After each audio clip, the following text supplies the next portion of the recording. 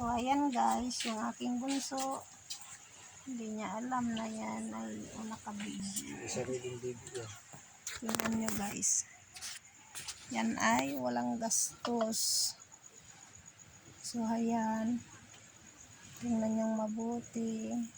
Antok na kasi yan. Yan ang kanyang pampatulog guys. Yan o. Yan ang aking bunso guys. Yan o.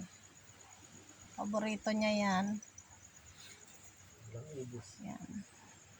Since birth, guys, ganyan na yan.